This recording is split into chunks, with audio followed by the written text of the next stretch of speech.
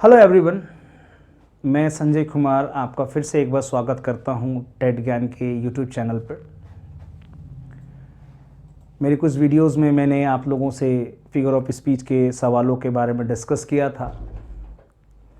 आज हम एक नया चैप्टर लेकर आप लोगों तक पहुंचे हैं, वो है आपका मेथड्स एंड अप्रोचेस।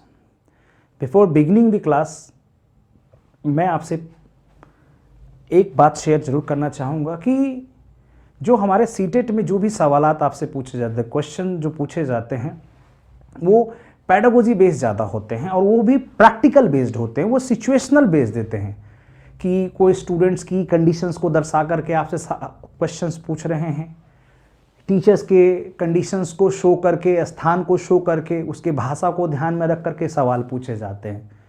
तो उन सभी सिचुएशनल क्वेश्चंस को डील करने के लिए हमें कुछ थ्योरीज की ज़रूरत होती है जो हम मेथड्स एंड अप्रोचेस के ज़रिए प्राप्त कर पाते हैं। इससे 2 या 3 से 4 सवाल तो कोई मतलब नहीं कि आपसे ना पूछा जाए। डेफिनेटली आपसे 3 क्वेश्चन से ऊपर मेथड्स एंड अप्रोचेस के क्वेश्चंस पूछे जाते हैं। आज सबसे पहले स्टार्ट करने से पहले मैं आपसे जानना चाहूँगा कि व्हाट इज़ पैडागोजी। तो देखिए, जैसा कि मैंने आपको बताया, तो पैडागोजी जो है वो क्या है? मेथड ऑफ टीचिंग है, साइंस ऑफ टीचिंग है और आर्ट ऑफ टीचिंग है। याद रखेंगे छोटी सी भाषा में कि पैडागोजी होता क्या है। Pedagogy is an art of teaching, it's a method of teaching, it's a science of teaching, it's a nature of teaching. आप इसको नेचर ऑफ टीचिंग भी कह सकते हैं, बट लेकिन आपको जो नहीं कहना है वो है क्राफ्ट ऑफ टीचिंग। आप इसे क्राफ्ट ऑफ टीचिंग नहीं कह सकते हैं, ठीक है ना। आइए छोटी छोटी बातों को यहाँ पर हम डिस्कस करना चाहिए हमें। जैसे यहाँ लिखा हुआ है कि इंट्रोडक्शन ऑफ पैडागोजी लिखा हुआ है, pedagogy is often described as the act of teaching. ये एक्ट ऑफ टीचिंग को ही दर्शाता है। The pedagogy adopted by teachers shapes their actions, judgement and other teaching strategies by taking into consideration theories of learning. जो मैंने आपको पहले बताया गया है कि पैडागोजी में क्या होता है कि पैडागोजी में जो टीचर होता है वो किस लिए पैडागोजी इस्तेमाल इसलिए करता है कि वो एक्शन को शेप दे सके, जो भी उसकी हरकतें उसे शेप दे, उसका जजमेंट प्राप्त कर सके और टीचिंग स्ट्रेटजीज का इस्तेमाल कर bye taking into consideration theories of learning के कुछ थ्योरीज का इस्तेमाल कर करके वो एक बढ़िया आर्ट ऑफ टीचिंग को डिस्कवर करता है, बढ़िया मेथड ऑफ टीचिंग का डिस्कवर कर सकता है। और ये पैडागोजी हर सब्जेक्ट के लिए इस्तेमाल किया जा सकता है। आप इसको मैथ्स में, इंग्लिश में, सोशल साइंस में, संस्कृत में, जो भी आपका सब्जेक्ट है उसके पढ़ाने के कला को यहाँ पर संबोधित किया जाता है। एक छोटी सी बात है। तो method of teaching, science of teaching, art of teaching, nature of teaching कह सकते हैं आप। जो नहीं कहना चाहिए वो है आपका क्राफ्ट ऑफ टीचिंग। थोड़ा टेक केयर। अगले स्टेप की ओर चलते हैं। एक छोटी सी और बात है, effective pedagogy involve a range of techniques.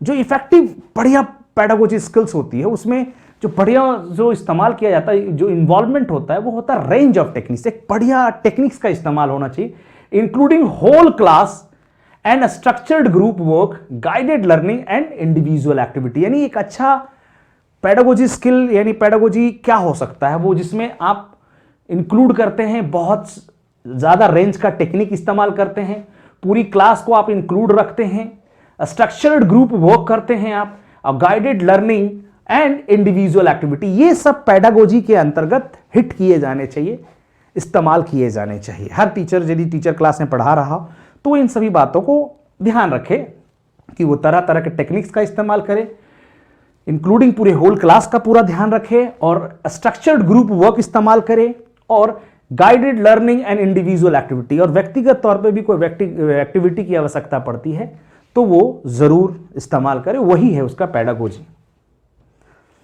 देखिए, the pedagogy, the term has Greek origin, paidos. ये नहीं, पैडागोजी जो वो इस वर्ड से प्रोड्यूस किया गया, पाइडोस से। अब मीनिंग क्या होता है? चाइल्ड और अ बॉय, या फिर एगॉग्स, मतलब उत्साहित करना। एगॉग मीनिंग्स टू लीड। खास करके पाइडोस जो इस्तेमाल किया जाता है, चाइल्ड और boy, and agogos meaning to lead, यानी बच्चे को नेतृत्व करने के लिए, आगे बढ़ने के लिए प्रोत्साहित करने का तरीका ही पैडागोजी होता है, पैडागोजी कहलाता है। और याद रखें ये पाइलोट वर्ड से निकला हुआ है। Pedagogy refers the method and practice of teaching students. ये आपके प्रैक्टिस करवाता है स्टूडेंट्स के और टीचिंग का भी। पैडागोजी के कुछ सिनोनिम्स हैं, यानी इसके कुछ नाम हैं, याद रखेंगे। कुछ इसको हम टीचिंग भी कह सकते हैं, इंस्ट्रक्शन भी कह सकते हैं, गाइडेंस भी कह सकते हैं, एजुकेशन भी कह सकते हैं, ट्रेनिंग भी कह सकते हैं, ट्यूटलाइज भी कह सकते हैं और डायरेक्ट्रिक्स भी कह सकते हैं। ये सब आर्ट ऑफ टीचिंग है, पढ़ने के तरीके हैं। कभी कभी पेपर में ऐसे सवाल पूछ जाते हैं कि निम्नलिखित में पैडागोजी किस संभावित शब्द से मिलता जुलता है, रेफर्ड वर्ड बताइए, सब्स्टिट्यूट वर्ड बताइए, सिनोनिम्स बताइए। तो प्लीज आप इन शब्दों को थोड़ा ध्यान रखेंगे। ट्यूटलाइज और डायरेक्ट्रिक्स जो है वो नए वर्ड है, इनका ध्यान रखेंगे, ठीक है ना। आगे चलते हैं हम लोग। आज की जो क्लास स्टार्ट होनी है वो इंट्रोडक्शन ऑफ पैडागोजी था। आज की जो क्लास है वो है learner centred approaches and methods of teaching English. यानी आप कुछ हमारे पास अप्रोच हैं, कुछ मेथड्स हैं, उनको हम आज डिस्कस करेंगे। आने वाली क्लासेस में भी डिस्कस करेंगे। थोड़ा बड़ा सा चैप्टर है तो कोशिश करेंगे इसको हम 2 वीडियोस में तैयार करें।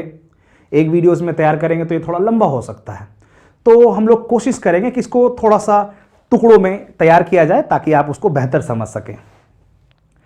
आज सबसे पहले है मेथड। कि आपसे कोई पूछे कि व्हाट इज मेथड, मेथड क्या है, छोटी सी पहली परिभाषा पढ़ लेते हैं। A method determines what and how much is taught. Method क्या होता है, वो डिटरमाइन करता है कि कितना और कैसे पढ़ाया जाता है, कितना पढ़ाया जाता है। इसको सिलेक्शन भी कहते हैं। The order in which it is taught, कैसे उसको पढ़ाया जाता है वर्गीकृत करके। How the meaning and form are conveyed, कैसे मीनिंग को एक दूसरे पहुंचाया जाता है, जिसको प्रेजेंटेशन भी कह सकते हैं आप। And what is done to make the use of language unconsciously, यानी इसको बार बार रिपीटेशन करना है। Thus a method deals with 4 things. कह सकते हैं कि मेथड्स है क्या, मैं अगले वीडियो स्टेप में दिखाता हूं कि छोटा सा बात यहां मैंने लिखा है कि मेथड जो है it is completely concern with how to teach, यानी जैसे आप पढ़ाते हैं, जैसे how to teach is called method. Is a simple word, how to teach is a method. लेकिन मेथड को तैयार करने के लिए हमें जो तैयार करना होता है, पहले चीजों को सेलेक्ट करना होता है, सेलेक्ट करके उसको ग्रेड करना होता है। ग्रेड करने का मतलब होता है छोटे छोटे भागों में डिवाइड करना होता है, फिर उसे हम लोगों को प्रेजेंट करना होता है, और प्रेजेंट यानी दर्शाना होता है, फिर दर्शाने के बाद हमें उसको रिपीट करना होता है। तो ये होता है मेथड। ये 4 सिलेक्शन है। तो मैं आपको बता दूं, आप इसको सीरीज में ही याद रखेंगे, सिलेक्शन, ग्रेडेशन, प्रेजेंटेशन और रिपीटेशन। सिलेक्शन, ग्रेडेशन, प्रेजेंटेशन और रिपीटेशन, ये सीरीज है। ऐसा ना हो पेपर में, हो सकता है पेपर में आपसे पूछ दे कि बताइए कि मेथड्स के जो 4 थिंग्स होते हैं, 4 पिलर्स होते हैं, वो का सीरीज क्या है। तो वो सीरीज याद है। पहले चीजों को हम चुनेंगे, चुनने के बाद ही हम उसको ग्रेड करेंगे, छोटा करेंगे, वर्गीकृत करेंगे। वर्गीकृत करने के बाद हम उसको स्टूडेंट्स के सामने पेश करेंगे। पेश करने के बाद यदि स्टूडेंट्स ना समझता हो या फिर बेहतर समझाने के लिए हम उसको दोबारा रिपीट करते हैं। तो वही है मेथड। और इसमें एक छोटी सी बात लिखी गई है, method is concern with how to teach. इसको कितना कैसे पढ़ाया जाता है उसे ही हम लोग मेथड कहते हैं। तो छोटी सी भाषा कि how to teach is called method. अगले में चलते हैं, अप्रोच क्या होता है। An approach is a broader term than method. सबसे पहले इस बात का ध्यान रखेंगे कि जो अप्रोच है वो broader term than method, method से बड़ा होता है अप्रोच का टर्म। समझे ना, एक बात याद रखेंगे। It describe the nature of subject matter to be taught, यानी जो सब्जेक्ट मैटर आपको पढ़ाना है उससे हम लोग अप्रोच कर सकते हैं। फिर से मैं आपको बताना चाहता हूं कि मेथड में हमने क्या देखा है कि भी how to teach is called method, और अप्रोच का मतलब होता है व्हाट टू टीच, आपको क्या पढ़ाना है वो अप्रोच के अंतर्गत कंसीडर किया जाता है। ठीक है ना। खैर ये छोटी छोटी परिभाषाएं हैं। आगे चलते हैं टेक्निक। टेक्निक क्या होता है भी? टेक्निक इज अ स्किल और अ स्ट्रैटेजी। एक स्किल है और एक स्ट्रैटेजी है टू अचीव अ गोल। जो भी हम तरीका क्लासरूम के अंतर्गत अपनाते हैं, इस्तेमाल करते हैं अपने गोल को प्राप्त करने के लिए, वही टेक्निक कहलाता है। It may be described as implementation sub process of method. एक तरीके से आप कह सकते हैं कि ये सब प्रोसेस ऑफ मेथड है। आप समझ लीजिए क्लास के अंतर्गत आप कोई भी एक्टिविटीज यदि करवा रहे हैं तो लोग उसे कभी कभी मेथड समझ जाते हैं। नहीं, वो टेक्निक है। क्लासरूम के अंतर्गत इस्तेमाल की गई छोटी मोटी जो हरकतें हैं, गतिविधियां हैं, उनको मेथड का नाम नहीं दे सकते हैं। वो टेक्निक्स का एग्जाम्पल में बनेगा, टेक्निक्स का पार्ट होगा। यदि टेक्निक्स कल को ऑप्शन में नहीं है तो मेथड बोल सकते हैं। इसलिए मैंने लिखा है यहां पर कि ये क्या है, as an implementation sub process of a method. ये मेथड का ही सब प्रोसेस माना जाता है। कुछ बातें और भी मैंने यहां पर बताई गई है। देखिए, the various techniques use by the English teacher are, आप क्लासरूम के अंतर्गत वेरियस टेक्निक्स का इस्तेमाल कर सकते हैं। क्या हो सकते हैं आपके टेक्निक्स, वो देखिए। क्वेश्चन आंसर टेक्निक, आप क्वेश्चन आंसर्स का टेक्निक इस्तेमाल कर सकते हैं। ड्रिल टेक्निक यानी स्टूडेंट्स और टीचर्स के बीच की एक्टिविटीज को कहते हैं, तो ये वो इस्तेमाल कर सकते हैं। रीडिंग अलाउड, जोर से आप पढ़वा सकते हैं, और कोई भी एक्टिविटीज क्लासरूम के अंतर्गत गेम्स वगैरह खिलवा सकते हैं, वो सब टेक्निक का ही हिस्सा है। इन अदर वे आप कह सकते हैं कि technique means a systematic procedure by which a task is accomplished. आप कह सकते हैं कि टेक्निक क्या है, एक सिस्टमेटिकली प्रोसीजर है जिसके जरिए हम अपने टास्क को पूर्ण करते हैं, खत्म करते हैं, वही तरीका ही कहलाता है टेक्निक।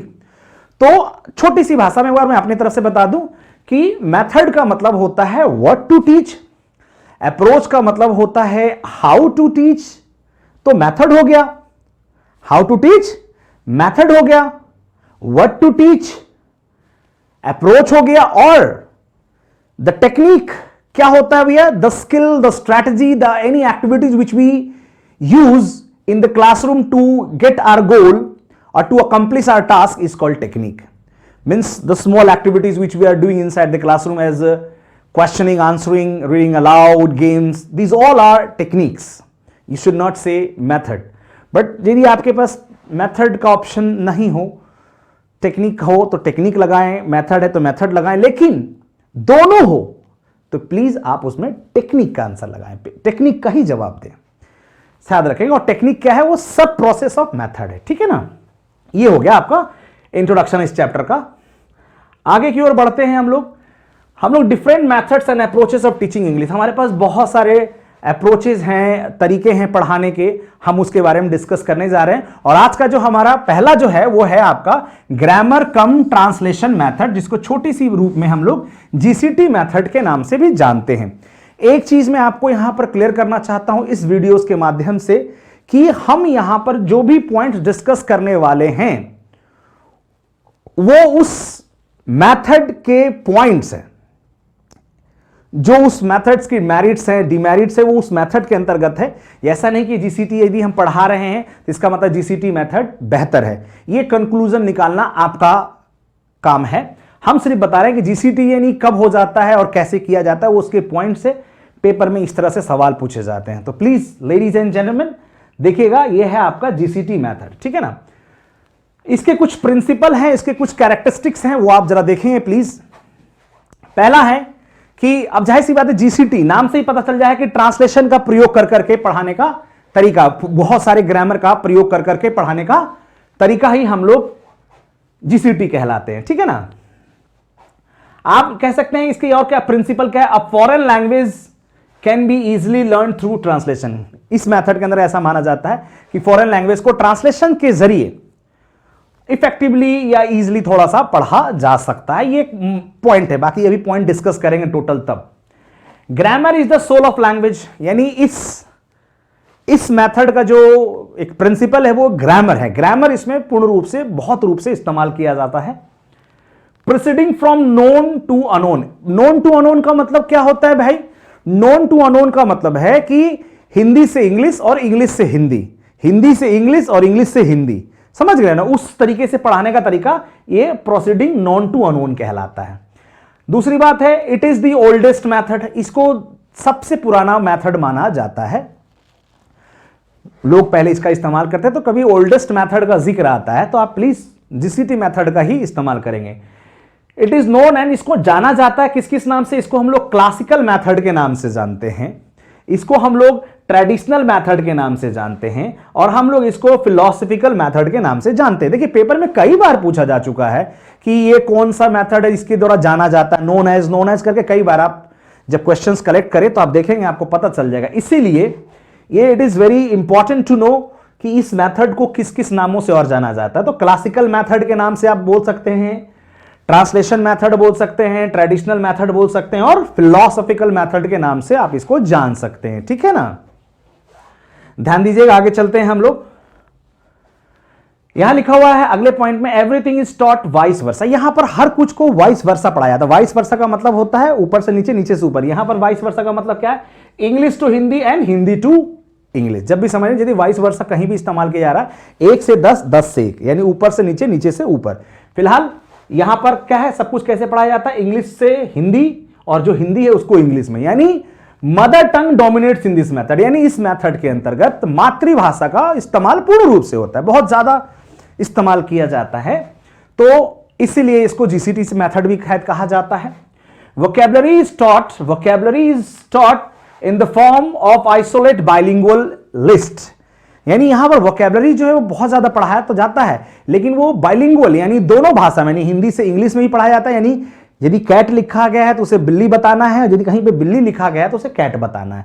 यानी मातृभाषा का पूर्ण रूप से इस्तेमाल किया जाता है, टीचर्स के द्वारा भी और स्टूडेंट्स के द्वारा भी, ध्यान रखेंगे। अगले पॉइंट में ये बता रहा है कि it does not follow the natural series of language learning. देखिए अब ये इसका क्या तात्पर्य भाई, natural series of language learning का क्या मतलब है। अब देखेंगे, अब जैसी जाहिर सी बात है, यदि मैं आपको बोलूं कि natural series of language learning क्या है, तो natural series of language learning जो है वो है आपका LSRW। This is natural series. अब माना जाता है ये लैंग्वेज लर्न करने का एक नेचुरल सीरीज है। L से लिसनिंग हो जाता है, L से लिसनिंग है, L से लिसनिंग है, S से स्पीकिंग है, R से रीडिंग है, और W से राइटिंग है। ये एक नेचुरल सीरीज है। और जीसीटी क्या कह रहा है कि ये इसके नेचुरल सीरीज को फॉलो नहीं करना चाहिए। यानी नेचुरल सीरीज आपसे ये कहता है कि आप पहले कृपया स्टूडेंट्स को लिसनिंग के बारे में थोड़ा बताएं, उसका इंप्रूव करें, फिर स्पीकिंग इंप्रूव करें, फिर उसका रीडिंग इंप्रूव करें, फिर उसका राइटिंग इंप्रूव करें, ये कहता है। लेकिन हम क्या करते हैं वो आपको पता चल जाएगा कैसे, इसको क्यों कहा जाता है कि ये इसको नेचुरल सीरीज फॉलो नहीं करता है। ठीक है ना। आगे आते हैं हम लोग, अगला देखिए यहां लिखा हुआ है, ठीक है ना, it does not follow the natural series of language learning. The method focuses mainly on reading and writing, यानी ये मैथड जो है आपका, ये मैथड जो है किस पे फोकस करता है, ज्यादातर रीडिंग और राइटिंग पे। याद रखेंगे, कोई आपसे पूछे कि कौन सा ऐसा मैथड है जो रीडिंग और राइटिंग पे मेनली ज्यादा फोकस करता है, तो वो है आपका GCT method, translation method, classical method, जो भी आप कह सकते हैं। ठीक है ना, याद रखेंगे, क्योंकि यही एक ऐसा इकलौता मेथड है जहां पर इंफसाइजेशन जो होता है वो आपके रीडिंग और राइटिंग पे होता है। इसके अलावा आप जितने भी मेथड्स अप्रोचेस आने वाली क्लासेस में पढ़ने वाले हैं, मैं आपको पहले से बताऊं, सभी में जो हमारा जो फोकस होता है, पढ़ाने का जो तरीका होता है, वो लिसनिंग और स्पीकिंग में होता है। तो ये इकलौता मेथड है जिसपे हम लोग रीडिंग और राइटिंग का आंसर लगाते हैं, ये इकलौता मेथड है। उसी तरह से ग्रामर इज टॉट डिडक्टिवली, आपको पता है, एक होता है आपका डिडक्टिव होता है, एक होता है आपका डिडक्टिव, और एक होता है आपका इंडक्टिव। यानी पढ़ाने के दो तरीके होते हैं, एक होता है इंडक्टिव मेथड होता है और एक डिडक्टिव मेथड होता है। देखिए अगले पॉइंट्स की ओर चलते हैं। जैसे हमने अभी देखा कि the method mainly focus on reading and writing, जैसे कि हमने बताया कि ये नेचुरल सीरीज को फॉलो नहीं करता है। कारण क्या है कि ये मेथड जो है ज्यादातर किससे फोकस करता है, रीडिंग और राइटिंग पे फोकस करता है।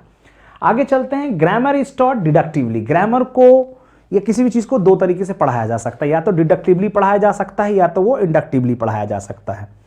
यदि हम किसी को रूल्स पहले पढ़ा देते हैं, रूल्स पहले पढ़ाते हैं फिर एग्जाम्पल्स को पढ़ाते हैं, तो वो तरीका जो कहलाता है वो आपका तरीका कहलाता है डिडक्टिव।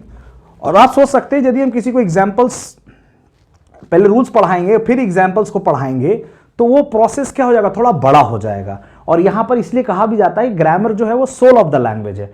इंडक्टिव में हम लोग उल्टा करते हैं, इंडक्टिव में हम लोग क्या करते हैं, एग्जाम्पल्स को पहले रखते हैं और रूल्स को बाद में बताते हैं। यानी जो एग्जाम्पल्स हमारे लैंग्वेज की रिक्वायरमेंट है और जो लैंग्वेज पढ़ाने के दौरान इस्तेमाल किया जाना चाहिए उसके बारे में हम लोग डिस्कस करते हैं।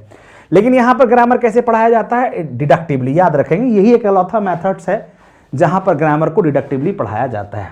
आगे चलते हैं हम लोग, कह रहा है it is teacher centred method. ये एक टीचर सेंटर्ड मेथड है, यहां पर टीचर का जो योगदान है, पार्टिसिपेशन है, वो बहुत ज्यादा है। जबकि लैंग्वेज क्लासरूम में पार्टिसिपेशन ऑफ स्टूडेंट्स बहुत ज्यादा होना चाहिए। Most of the activities should be done by the students not by the teacher. लेकिन यहां पर क्या है, टीचर सेंटर्ड बोला जा रहा है। आप इसको कह सकते हैं फोकस्ड टीचिंग, पूरी तरह से टीचिंग, फोकस्ड टीचिंग है। पेपर में आ चुका है फोकस्ड टीचिंग के बारे में, और यही मेथड था। Students are in passive participant. जाहिर सी बात है, यदि टीचर सेंटर्ड क्लासरूम होगा तो स्टूडेंट्स तो पैसिव पार्टिसिपेंट्स में होंगे ही, ठीक है ना। Unit of teaching is a word, ये बहुत बढ़िया पॉइंट है, याद रखेंगे। यूनिट ऑफ टीचिंग जो है वो वर्ड है, नॉट अ सेंटेंस। जबकि पढ़ाने का जो तरीका है, यूनिट ऑफ टीचिंग जो है वो that should be always a sentence, but लेकिन इस मेथड के अंतर्गत टीचर जो क्या करता है, यूनिट ऑफ टीचिंग वर्ड रखता है, यानी वो एक एक वर्ड का मतलब हिंदी से इंग्लिश, इंग्लिश से हिंदी में तैयार करता है। जबकि आगे वाले मेथड्स में देखेंगे वो सदैव यूनिट ऑफ टीचिंग जो होता है वो सेंटेंस होता है। यहां पर अच्छी बात है कि text books occupy an important place in this method. इसमें कॉपी कलम बुक्स का बहुत ज्यादा इस्तेमाल किया जाता है, इसलिए थोड़ा मैकेनिकल भी है। Translation is done every day, इसमें ट्रांसलेशन हर दिन किया जाता है। Audio visual aids are used sparingly, इसमें ऑडियो वीडियो का इस्तेमाल न के बराबर, कभी कदाल किसी तरीके से एक आध क्लासेस या एक आध एक्टिविटीज करवा दिए तो अलग बात है, लेकिन आप मान के चलिए स्पारिंगली एकदम न के बराबर इसका इस्तेमाल किया जाता है ऑडियो वीडियो का। द सिलेबस कंप्राइजेस प्रोज, इसके अंतर्गत जो क्लास लेते हैं उसमें हम लोग प्रोज पढ़ाते हैं, पोएट्री पढ़ाते हैं, ग्रामर पढ़ाते हैं, रिटन वर्क बहुत ज्यादा करवाते हैं। ये सब जीसीटी के अंतर्गत करवाया जाता है, ये उसके प्रिंसिपल्स है। आते हैं हम इसके कुछ मेरिट्स की बात कर लेते हैं। ये मेरिट्स क्या क्या हैं इसके। It can be use successfully in a class of beginners of the language. जो बच्चा छोटा है, अपनी मातृभाषा को थोड़ा बहुत जानता पहचानता है, तो ये मेथड उसकी थोड़ी सी सहायता कर देता है। ये पहला पॉइंट इसकी मेरिट्स की बात कर रहा है। जैसा कि हर मेथड्स एंड अप्रोचेस से कुछ मेरिट्स भी होंगे, कुछ डिमेरिट्स भी होंगे, तो प्लीज आप देखिएगा। It is very useful for average and below average students. ये एवरेज टाइप का स्टूडेंट हो या फिर बिलो एवरेज टाइप का स्टूडेंट हो, कमजोर हो, तो उस तरह के स्टूडेंट्स के लिए ये मेथड थोड़ा सा अच्छा हो सकता है। This method is economical as it saves time and energy. जाहिर सी बात है, समय तो बचेगा ही। इकोनॉमिकल मेथड हम कह ही सकते हैं। समय इसलिए बच जाता है कि वहां पर टीचर पूर्ण रूप से मातृभाषा का प्रयोग कर रहा होता है, ग्रामर करवा रहा होता है, ट्रांसलेशन करवा रहा होता है, तो इस कारण से ये थोड़ा इकोनॉमिकल है। It saves time and energy, teacher का टाइम बच जाता है। This method helps in enhancing the vocabulary of the students. यहां पर वोकेबलरी बच्चा का इंप्रूव हो जाता है, और इंप्रूव तो होना लाजमी है। कारण क्या है, जाहिर सी बात है, आप यदि हिंदी से इंग्लिश और इंग्लिश से हिंदी करवाने की क्लास देंगे, आप हिंदी को इंग्लिश में पढ़ा रहे हैं, इंग्लिश को हिंदी में पढ़ा रहे हैं, तो इन दिस केस स्टूडेंट्स को वोकेबलरी तो स्ट्रांग होना ही होना है। जैसे हिंदी से इंग्लिश में बनाना है तो ट्रांसलेशन करना है, तो फिर वर्ड मीनिंग की आवश्यकता होती है। और जैसा कि बताया गया यहां पर ट्रांसलेशन बहुत ज्यादा करवाया जाता है, तो आप कह सकते हैं कि इस्तेमाल किया जाता है। अगला है, it is based on apperceptive theory. अब एप्रिसेप्टिव थ्योरी का मतलब क्या होता है, पुराने आइडियाज को नए आइडियाज के साथ ये जोड़ देता है। पुराने आइडियाज को जब हम नए आइडियाज के साथ जोड़ते हैं तो उसको हम लोग एप्रिसेप्टिव थ्योरी के नाम से जानते हैं, जो कि जीसीटी में किया जाता है। This method is convenient for Indian teachers because they are not required to use material aid while teaching. आप कह सकते हैं ये इंडियन कंडीशन के हिसाब से जीसीटी मेथड बहुत ज्यादा एप्लीकेबल है, बढ़िया है, लोग पढ़ा लेते हैं। गांव वगैरह में आप जाएंगे, रूरल एरियाज में जाएंगे, लोग ज्यादातर ट्रांसलेशन मेथड कर करके ही लैंग्वेज को प्राप्त करते हैं, समझ गए ना। और इसलिए क्योंकि उन्हें बहुत ज्यादा लैंग्वेज मटेरियल एड्स की जरूरत नहीं है, उन्हें वीडियो क्लासेस की जरूरत नहीं है, ऑडियो क्लासेस नहीं दे पाते हैं, तो ये उस तरह के कंडीशंस के लिए बेहतर माना जाता है GCT. It can be used in over crowded classes. ये थोड़ी बहुत भीड़ भड़ा की क्लासेस है, वहां पर ये थोड़ा सा कामयाब मेथड है। ये इसके सिर्फ मेरिट्स हैं। आगे चलते हैं, इससे कुछ डिमेरिट्स हैं जो हम देखते हैं। There is a little emphasise laid on the activities of listening और स्पीकिंग। जैसा कि बताया गया है, जीसीटी मेथड में पहले क्लियर हो चुका है कि वो नेचुरल सीरीज को फॉलो नहीं करता है। जीसीटी मेथड रीडिंग और राइटिंग पे ज्यादा फोकस करता है, तो जाहिर सी बात है वो थोड़ा कम ध्यान देगा या फिर ना ध्यान देगा। किस पे? लिसनिंग पे वो तो कम ध्यान दे रहा है, और स्पीकिंग पे कम ध्यान दे रहा है, जो कि लैंग्वेज की सबसे बड़ी इंपॉर्टेंस है। लैंग्वेज की जरूरत है, किसी भाषा का आना वो किस पे निर्भर करता है? उसके लिसनिंग और स्पीकिंग एबिलिटी पे, उसके लिसनिंग और स्पीकिंग के स्किल्स पे निर्भर करता है, ना कि उसके राइटिंग स्किल्स पे डिपेंड करता है उसको लैंग्वेज आता है या नहीं आता है। इसलिए डिमेरिट्स में इसका नाम लिखा गया कि दिस मेथड इज अननेचुरल। ये एक नेचुरल नहीं है, अननेचुरल मेथड है। जब नेचुरल सीरीज को फॉलो ही नहीं कर रहा है तो जाहिर सी बात है ये अननेचुरल मेथड ही होगा। This method ignores oral work. ये ओरल वर्क को बहुत कम, जाहिर सी बात है जब हाँ आप ट्रांसलेशन ज्यादा करेंगे तो ओरल वर्क तो इग्नोर होना ही होना है, और यदि आप ओरल वर्क को ज्यादा इग्नोर करेंगे तो लैंग्वेज डेवलपमेंट तो खैर शायद ही मुश्किल है, वहां पर मुश्किल से ही डेवलप हो पाता है। तो ये डीमेरिट्स है, इसके ड्रॉबैक्स है। It does not provide opportunity of silent reading, silent reading को ये बहुत ज्यादा प्रमोट नहीं करता है, बढ़ावा नहीं देता है, जो कि लैंग्वेज को समझने के लिए साइलेंट रीडिंग का बेहतर होना बहुत जरूरी है। It does not help the learner to learn accurate pronunciation, जाहिर सी बात है यहां पर प्रोनाउंसिएशन कैसे बेहतर होगा जब आप अपनी मातृभाषा का पूर्ण रूप से इस्तेमाल कर रहे हैं, नोन टू अनोन हिंदी से इंग्लिश, अनोन टू नोन कर रहे हैं, English to Hindi to English कर रहे हैं, तो वहां पर मातृभाषा का को प्रभावित तो कर रहेगा ही करेगा, उसकी देसी भाषा यानी उसका जो वर्नाकुलर लैंग्वेज है वो उसे इफेक्ट करेगा, जिसको हम लोग आने वाले टाइम पे हम लोग कहते हैं MTI यानी मदर टंग इन्फ्लुएंस आना, मातृभाषा का प्रभाव वो आ जाता है यहां पर। It makes the students passive learner, अब जाहिर सी बात है ये टीचर यदि फोकस टीचिंग है और टीचर सेंटर्ड है तो स्टूडेंट्स का पैसिव लर्नर तो होना लाजमी है, ये तो तय है। Learning by this method last only till examination because students learning, फिर से पढ़ देता हूं मैं, लर्निंग बाय दिस मेथड, इस मेथड जो पढ़ते हैं लास्ट ओनली टिल एग्जामिनेशन, ये सिर्फ कब तक कामयाब है, एग्जामिनेशन तक, because students learn rules by cramming और रोट मेथड। कहने का मतलब ये मेथड जो है वो बहुत ज्यादा दिन तक कामयाब नहीं रहता है, क्योंकि वहां बच्चा क्या कर रहा होता है, वहां तो बच्चा रट रहा होता है, रट्टाफिकेशन कर रहा होता है, इसलिए वो जितनी भी जानकारियां हैं सब्जेक्ट्स की, लैंग्वेज की, वो सिर्फ एग्जामिनेशन तक ही सीमित रह जाता है। जैसे ही एग्जामिनेशन खत्म होता है वो उसकी जानकारियां डिक्रीज और रिड्यूस होना शुरू हो जाती है, और उसकी वजह है जीसीटी मेथड से पढ़ाने का तरीका। इसलिए मैंने यहां बताया कि ये एक डल मेथड है, ये एक मैकेनिकल और अनइंटरेस्टिंग मेथड, ये एक मैकेनिकल बड़ा पेचीदा डल एक सुस्त मेथड है, और ये एक अनइंटरेस्टिंग मेथड, ये बहुत ज्यादा प्रभावी मेथड नहीं है। आखिरी में एक बार सवाल पूछा गया था, this method is against pedagogically principle, एक बार पूछा गया था कि कौन सा ऐसा मेथड है जो पेडागोजी के सिद्धांतों के विपरीत चल रहा होता है, तो वो ही इकलौता मेथड है भैया GCT, grammar cum translation method, classical method, philosophical method. अब आप इसका एक अननेचुरल मेथड भी नाम दे दीजिए चलेगा। अब कोई कहे कैसे भैया, तो आपने देखा भैया ये नेचुरल सीरीज को फॉलो नहीं कर रहा है, लिसनिंग स्पीकिंग पे ज्यादा फोकस नहीं कर रहा है, प्रोनाउंसिएशन को बेहतर नहीं बना पा रहा है, ओरल रीडिंग नहीं, ओरल एक्टिविटीज नहीं करवा पा रहा है। तो इन सभी बातों को ध्यान में रखना, इन सभी कामों को तो होना चाहिए, लेकिन यहां नहीं हो रहा, तभी तो इसे कहा जा रहा है कि यही एक इकलौता मेथड है जो पेडागोजी के सिद्धांतों के विपरीत चल रहा होता है। यह है आपके जीसीटी से संबंधित कुछ जानकारियां। अगली क्लासेस हो गए तो हम लोग क्वेश्चंस भी इसके ऊपर आए हुए डिस्कस जरूर करेंगे। फिलहाल आगे की ओर चलते हैं हम लोग। अगला मेथड है वो आपका डायरेक्ट मेथड है। डायरेक्ट मेथड बड़ा प्यारा मेथड है, बढ़िया मेथड है, कामयाब मेथड है। देखते हैं कैसे। Direct method was developed as a reaction against the grammar cum translation method. ये ग्रामर कम ट्रांसलेशन मेथड की कमियों को दूर करने के बाद ये मेथड तैयार किया गया है। एक बात मैं आपको बता दूं, आगे कई मेथड हम लोग पढ़ने वाले हैं। हर मेथड में एक दूसरे मेथड से कुछ ना कुछ कमियों को, उसके लिमिटेशंस को बाहर करके एक नया मेथड बना दिया जाता है। सब एक दूसरे से रिलेटेड होते हैं। फिलहाल जीसीटी और डायरेक्ट के बीच में कोई कनेक्शन नहीं, दोनों both are opposite to each other. लेकिन डायरेक्ट मेथड के बाद जितने भी कुछ मेथड्स आने वाले हैं कमिंग वीडियोस में, आप देखेंगे एक दूसरे का लिंक होता है उसके साथ, वो एक दूसरे से जुड़े होते हैं। उसके बीच की छोटी छोटी कड़ी को ही आपको समझना होता है। फिलहाल डायरेक्ट मेथड को बेहतर रूप से समझ जाएं। तो मैंने बताया कि ये as a reaction against grammar cum translation method, grammar translation method के रिएक्शन यानी उसमें कुछ कमियां पाई गई तो फिर इसका इजाद किया गया।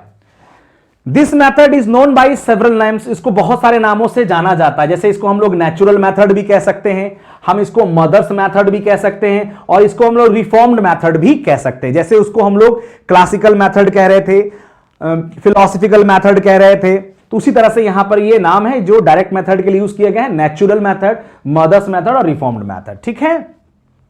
Direct method originated in France, इसको ओरिजिनेट तो फ्रांस में किए गए, लेकिन इनके प्रिंसिपल्स को कहां प्रोपाउंडेड किया गया? जर्मनी में प्रोपाउंडेड। खैर ये हमारा मुद्दा नहीं है, फिलहाल ऐसी बातें लिख दी है मैंने। आगे आते हैं। Principle and characteristics of direct method, यानी नेचुरल मेथड्स को ही डायरेक्ट मेथड कहते हैं, उसके कैरेक्टरिस्टिक्स हैं, उसके कुछ प्रिंसिपल है, सिद्धांत हैं, हम लोग डिस्कस करते हैं।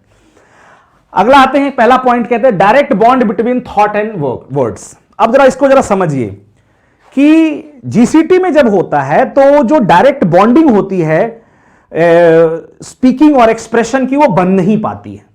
वो they try to establish the bond between speaking and expression, और expression is the soul of speaking और स्पीच। यहां आपको ट्राई करने की आवश्यकता नहीं होती है, ये अपने आप डिवेलप हो जाता है। तो direct bond between thought and words, यहां पर जब हम डायरेक्ट बॉन्ड करते हैं, mother tongue is completely prohibited. ये इकलौता मेथड है, जब कभी पूछे कौन सा ऐसा मेथड है, जब कभी भी आपका ऐसा बात हो कि बताइए कौन सा मेथड जिसमें मातृभाषा पूर्ण रूप से प्रोहिबिट होते हैं, या mother tongue is completely prohibited, तो वो है डायरेक्ट मेथड। जब कभी भी टारगेट टू टारगेट का जिक्र आए, इंग्लिश टू इंग्लिश का जिक्र आए, तो आप समझ जाइए कि ये डायरेक्ट मेथड की ही बात कर रहा होता है। आगे चलते हैं, only target language is use, यानी यदि इंग्लिश पढ़ा रहे हैं तो इंग्लिश वर्ड का ही प्रयोग करेंगे आप, ठीक है ना। Proceeds from concrete to abstract. Concrete मतलब जो चीजें नोन होती हैं, मतलब जो चीजें आप पहले आप उन चीजों को पढ़ाते हैं जो चीजें बच्चे जानते हैं, कॉमन नाउन के बारे में पढ़ाते हैं, कॉमन चीजों के बारे में पढ़ाते हैं, फिर धीरे धीरे आप एब्स्ट्रैक्ट की ओर जाते हैं, भाववाचक की ओर चलते हैं, ठीक है ना। अगला है this method, in this method grammar is taught inductively. बहुत बढ़िया बात है, ग्रामर को तो हमेशा इंडक्टिवली ही पढ़ाया जाना चाहिए, यानी पहले आपको एग्जाम्पल्स डिसाइड करना है, एग्जाम्पल डिसाइड करना है, फिर आपको उसके रूल्स को डिसाइड करना है, ठीक है ना। तो ये अच्छी बात है। This method follows the natural series of language learning. अच्छी बात है, ये मेथड जो है वो लैंग्वेज के नेचुरल सीरीज जो है LSRW जिसको हम लोग कहते हैं, ये उसको फॉलो करता है, जबकि जीसीटी फॉलो नहीं करता है। आगे की चलते हैं हम लोग। This method lays more emphasise on speech. ये जो मैथड है ज्यादातर किस पे फोकस करता है? स्पीच पे। और भाषा आने का मतलब क्या है? बोलना ही तो है। लिसनिंग अच्छी हो रही है, स्पीकिंग अच्छी हो रही है, आप किसी भाषा को समझ जा रहे हैं, आप किसी भाषा का जवाब यानी आप बोल के दिखा रहे हैं, इसका मतलब उस भाषा की जानकारी है आपको, ठीक है ना। तो ये कह रहा है कि ये स्पीच पे ज्यादा फोकस करता है। Direct method makes use of audio visual aid to explain the meaning of words, phrase and sentences. अब है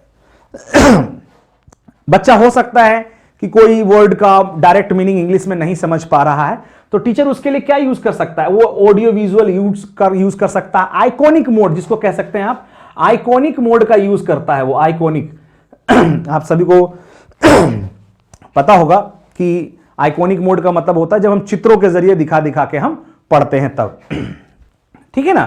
तो आइकॉनिक यानी ऑडियो विजुअल दिखा दिखा के पढ़ाना, बोल बोल के पढ़ाना, फ्रेजेस और वर्ड्स, उन सबको पढ़ाने के लिए इसका इस्तेमाल किया जाता है। यहां देखिए, papers and pens are not essential to be used. आपको यहां पर पेपर और पेन की कोई आवश्यकता नहीं है, जबकि जीसीटी में क्या था, पेपर पेन्स बुक्स ही तो ऑक्यूपाई हो रहा था। तो लैंग्वेज को सीखने के लिए पेपर पेन्स की कोई खासा जरूरत होती नहीं है। It needs an environment where the people are using the same language, ठीक है। It is a learner centred method. जाहिर सी बात है, कोई मेथड जो होनी चाहिए वो लर्नर सेंटर्ड ही होना चाहिए। Students are in active participant. Student जो होता है वो एक्टिव पार्टिसिपेंट में होता है। जाहिर सी बात है, बात एक ही, दोनों एक दूसरे का अपोजिट है। In this pronunciation is given more importance because the pronunciation is taught systematically. यहां पर प्रोनाउंसिएशन का जो हिसाब किताब है वो बड़ा बेहतर होता है। क्यों? The reason, only target the class is conducted, students are being taught in the same target language, students are not allowed to use mother tongue. अब जब वो मदर टंग यूज नहीं करेगा तो ऑब्वियसली उसकी जो प्रोनाउंसिएशन है वो बाधित नहीं होगी। अब किसी की प्रोनाउंसिएशन सबसे ज्यादा क्यों प्रभावित हो सकता है, खराब क्यों हो सकता है? Excessive use of mother tongue. यदि आप मदर टंग का बहुत ज्यादा इस्तेमाल करेंगे तो आपका जो प्रोनाउंसिएशन स्किल है वो बहुत ज्यादा प्रभावित होगा। इसीलिए कोशिश करनी चाहिए, जब भी आप लैंग्वेज, इंग्लिश लैंग्वेज सीख रहे हैं तो आप इंग्लिश टू इंग्लिश में ही कोशिश करें। थोड़ा समय लगता है but that is very good. आगे आते हैं, इसके कुछ मेरिट्स हैं वो डिस्कस करते हैं। मेरिट्स में क्या डिस्कस करते हैं? Direct method is an interesting method as involves various activities. Obviously है, यहां पर इसको बड़ा इंटरेस्टिंग मेथड कहा जा रहा है क्योंकि यहां पर आप बहुत तरह के एक्टिविटीज करवाते हैं। आप यहां पर आप ग्रुप डिस्कशन करवा सकते हैं, पेयर टॉक करवा सकते हैं, गेम्स खिलवा सकते हैं और सो मेनी अदर एक्टिविटीज हैं। आप अपने हिसाब से ट्राई करके बच्चों के बीच रख सकते हैं और उनके जरिए आप इनको पढ़ा सकते हैं। इसलिए इसका क्या नाम दिया गया, इंटरेस्टिंग मेथड है ये। जबकि जीसीटी मेथड जो वो था वो क्या था, एक अनइंटरेस्टिंग मेथड था। कोशिश करेंगे जानने की, फर्क करने का, डिफरेंशिएट करते चलेंगे please. It discourage cramming of words and their meaning. ये रट्टाबाजी करने का हिसाब किताब नहीं होता। जाहिर सी बात है, क्या रटेगा बच्चा, रटने की आवश्यकता तो आपको तब पड़ेगी ना जब आप ग्रामर को डिडक्टिवली पढ़ रहे हैं, बहुत सारे ग्रामर्स के रूल्स हैं, एक्सरसाइजेस बना रहे हैं, वो कैप्स को English to Hindi, Hindi to English पढ़ा रहे हैं, तो फिर तो आपको आवश्यकता पड़ेगी ही पड़ेगी ना, फिर तो आपको रटना ही पड़ेगा। लेकिन यहां पर रटने के लिए है नहीं, क्योंकि यहां पर सब कुछ किसमें करवाया जा रहा है, एक्टिविटीज के जरिए, गेम्स के जरिए, ग्रुप डिस्कशंस के जरिए, कॉन्वर्सेशन के जरिए, पेयर टॉक के जरिए, उनके जरिए। तो ये इसलिए क्रेमिंग की आवश्यकता या फिर ये डेवलप नहीं हो पाता है, वो डिस्करेज हो जाता है। Language is taught through demonstration. यहां पर चीजों को दिखा दिखा के, दर्शा दर्शा करके पढ़ाया जाता है। इमेजेस दिखा सकते हैं आप। This method is psychological and linguistically sound, यानी मानसिक तौर पर और भाषा के वैज्ञानिक के आधार पर, भाषा के साइंस के आधार पर यह बेहतर मेथड माना जाता है, साउंड माना जाता है, बेहतर माना जाता है। This method makes extensive use of audio visual materials. ये ऑडियो विजुअल मटेरियल्स का इसका इस्तेमाल यहां पर आप बहुत ज्यादा कर लेते हैं, कर सकते हैं या करते हैं लोग। It provides opportunity of silent reading. जबकि पीछे वाले मेथड्स में क्या था, साइलेंट रीडिंग की अपॉर्चुनिटीज नहीं दे पाता है। अब जब बच्चे को साइलेंट रीडिंग की अपॉर्चुनिटीज मिलेगी तो ऑटोमेटिकली है कि उसका जो मेमोराइजेशन एक्टिविटीज है वो डेवलप होना ही होना है। Unit of teaching is a sentence. ये और अच्छी बात है, मैंने आपको पहले ही बताया था कि जीसीटी मेथड क्या था, यूनिट ऑफ टीचिंग उसका क्या था, वर्ड था। जबकि यहां पर यूनिट ऑफ टीचिंग क्या है, सेंटेंस है। और पढ़ाने का जो यूनिट ऑफ टीचिंग है वो that should be always sentence, वो सेंटेंस ही होना चाहिए। आपको एक सेंटेंस का एक मीनिंग देना है, मतलब बताना, एक एक वर्ड का मतलब नहीं बताना है स्टूडेंट से, मतलब आइसोलेटेड मीनिंग करके मत बताइए, आप पूर्ण रूप से एक सेंटेंस का मीनिंग बता दीजिए। Students think only in English, वो बच्चा सिर्फ अंग्रेजी में सोचता है। This method help the teacher and the learner to cover up syllabus in a less time. यदि डायरेक्ट मेथड के जरिए कोई टीचर पढ़ा रहा है अपने स्टूडेंट्स को तो वो बहुत जल्दी सिलेबस को कवर कर लेगा, उसमें ट्रांसलेशन बीच में नहीं आएगा उसमें जो प्रोनाउंसिएशन की कमियां हैं वो नहीं आएगा, यानी डायरेक्ट टू डायरेक्ट हो रहा है तो आप लेस टाइम में सिलेबस को कवर कर सकते हैं। ये इसके मेरिट्स में काउंट करते हैं। आगे चलते हैं, डीमेरिट्स की ओर चलते हैं। It is not an easy method to use in school. ये इसकी डिमेरिट, देखो डिमेरिट्स तो होते हैं, मैंने आपको पहले ही बताया था। डिमेरिट्स तैयार किया गया कि ये स्कूल में इस्तेमाल कर पाना थोड़ा सा मुश्किल होता है। कारण क्या होता है कि डिफरेंट जगह से लोग आते हैं, बच्चे अलग अलग फैमिलीज, बैकग्राउंड, कास्ट, लैंग्वेज, इनसे आते हैं तो शायद उनकी भाषाएं डिफरेंट हो, इस कारण से समस्याएं हो सकती है। It gives too much importance for speaking. ये जाहिर सी बात है इंपॉर्टेंस देता है किससे भैया, स्पीकिंग पे। But sufficient attention is not paid to reading and writing. Writing और रीडिंग पे ये सफिशिएंट नहीं देता है, कोई बात नहीं, लेकिन आप इसको यदि डिमेरिट्स काउंट करते हैं तो ये डिमेरिट्स है। डिमेरिट्स यदि काउंट करते हैं तो फिर भी कम से कम स्पीकिंग पे तो फोकस कर रहा है ना, लेकिन फिर भी डिमेरिट्स कहते हैं तो ये रीडिंग और राइटिंग ज्यादा नहीं करता है। Grammar is much neglected. Grammar को यहां पर पूर्ण रूप से नेग्लेक्ट करते हैं, बहुत ज्यादा। It is an expensive method. अब एक्सपेंसिव, उसको इकोनॉमिकल मेथड कहा गया था, इसको एक्सपेंसिव मेथड क्यों कहा गया है? आपको बहुत ज्यादा एक्टिविटीज करवाने होंगे, ऑडियो विजुअल एड्स करवाने होंगे, इस कारण से इसको एक्सपेंसिव मेथड कहा जा रहा है। इकोनॉमिकल उसे इसलिए कहा है, उसमें कुछ करना ही नहीं है, ट्रांसलेशन के जरिए काम कराना है, बच्चा आसानी से करता रहता है, लेकिन लैंग्वेज डेवलप बेहतर नहीं हो पाता है। यहां होने की संभावना बहुत ज्यादा है। This method is not suitable for Indian condition. वो मेथड इंडियन कंडीशंस के हिसाब से बहुत ज्यादा सफिशिएंट था, लेकिन ये नहीं है। देखिए डायरेक्ट मेथड ज्यादा बेहतर वही है जहां पर सीखने वाली भाषा भी वही है जो उसका प्रथम भाषा है, जो उसकी मातृभाषा है। जैसे आप हिंदी की कुछ तैयारी करना चाहते हैं तो आप हिंदी ही आपकी प्रथम भाषा है और सीखने वाली चीजें भी आपकी हिंदी ही है, तो वो आपको थोड़ा हेल्पफुल हो जाता है। वो भी टारगेट ही, वो डायरेक्ट ही मेथड है। अब रही बात इंग्लिश है, तो हम लोगों का जो प्रथम भाषा है वो हिंदी है और दूसरी भाषा जो हम सीखेंगे वो इंग्लिश है, तो ये थोड़ी सी समस्या आ जाती है। इसीलिए डायरेक्ट मेथड यहां पर ज्यादा हेल्पफुल नहीं साबित होता है। आगे देखेंगे कौन सा मेथड ज्यादा हेल्पफुल साबित होता है इंडियन कंडीशंस के हिसाब से। फिलहाल अभी ये मेथड तो बता रहा है कि ज्यादा बेहतर साबित नहीं है, लेकिन फिर भी ये बेहतर है कोशिश की जाए तो। where the classes are overcrowded, जाहिर सी बात है इंडियन कंडीशन ओवरक्राउडेड होते हैं स्टूडेंट्स, इस कारण से ये पॉसिबल नहीं है। This method consist of limited vocabulary, ये वोकेबलरी लिमिटेड है, जो वोकेबलरी लैंग्वेज में इस्तेमाल की जानी है उसी का इस्तेमाल पढ़ाते हैं। Abstract ideas can not be taught through this method, अब जाहिर सी बात जो एब्स्ट्रैक्ट आइडियाज होते हैं, जो भाववाचक चीजें होती हैं, वो इसको कैसे दर्शाएगा। आपको बिल्ली के बारे में बताना है तो आपने बता दिया, इमेजेस दे दिया कि द बिल्ली जो है it is a type of an animal having 4 legs and having the sound of म्याऊ म्याऊ, समथिंग कुछ करके आपने एक एड्रेस और एक इशारा करके बच्चों तक अपनी इंफॉर्मेशन पहुंचा देते हैं। लेकिन यदि आपको बताना होगा ऑनेस्ट, आपको बताना है ब्यूटीफुल, जो एब्स्ट्रैक्ट आइडिया भाववाचक होते हैं, उनको बताना थोड़ा मुश्किल हो जाता है इनके जरिए, यहां पर इस मेथड के अंतर्गत। अगला है कंक्लूजन की ओर चलते हैं हम लोग। कंक्लूजन क्या है भाई, इन दोनों मेथड्स को या इसको पढ़ रहे हैं, कंक्लूजन क्या है कि the direct method is no doubt a highly effective method to teach learners the use of target language communicatively, यानी नो डाउट कि टारगेट लैंग्वेज जो डायरेक्ट कंक्लूजन जो है, वो डायरेक्ट मेथड जो है उसका कंक्लूजन ये कि बहुत ही इफेक्टिव मेथड है, चाहे वो आप कितनी भी कमियां क्यों ना काउंट कर ले, डायरेक्ट मेथड बेहतर मेथड होता है in the comparison of GCT method. However, it requires small classes, motivated learners, इसके लिए जरूरी क्या हो जाता है, स्मॉल क्लासेस की जरूरत होनी चाहिए, मोटिवेटेड लर्नर की जरूरत होनी चाहिए, ऑडियो विजुअल की जरूरत होनी चाहिए, एड्स की जरूरत, ऑडियो विजुअल एड्स की जरूरत होनी चाहिए, talented teachers in order to succeed, यानी सफल होने के लिए ये सारी चीजों का होना ज्यादा जरूरी है, तभी डायरेक्ट मेथड सफल होंगे, समझ गए ना। तो याद रखेंगे आने वाली क्लासेस में हम लोग, जैसे अभी डॉक्टर वेस्ट मेथड है, बॉटम अप मेथड है, टॉप डाउन मेथड है, इमर्सन मेथड है, कम्युनिकेटिव मेथड है, टीवीएलटी मेथड है, बहुत सारे भी मेथड है, बाइलिंगुअल मेथड है, एएलएम मेथड है, उन सभी के बारे में हम थोड़ा थोड़ा जानकारी अगले वीडियोस में देंगे हम। और फिर उसके अगली वीडियोस में हम लोग इससे संबंधित कम से कम 60 to 70 क्वेश्चंस जो प्रीवियस ईयर्स में, प्रीवियस सीटेड क्वेश्चंस पेपर में पूछे जा चुके हैं, हम लोग उसके बारे में डिस्कस करेंगे। आप मेरी वीडियोस को लगातार देखते रहिए, कोई भी डाउट नहीं होगा, कोशिश करूंगा सारी डाउट्स अपने आप से मैं क्लियर कर सकूं। इनको दोबारा देखिएगा, यदि आपको ये वीडियो अच्छी लगती है, पसंद आती है, लगता है कि आपको ये कारगर है, आपको अभी आप ऑफलाइन नहीं जा पा रहे हैं, ऑनलाइन की क्लासेस से ये थोड़ा बहुत हेल्पफुल है, तो प्लीज इसे अपने जानकार लोगों तक जरूर पहुंचाएं, उन्हें भी कहें कि लोग इसे लाइक और सब्सक्राइब करें।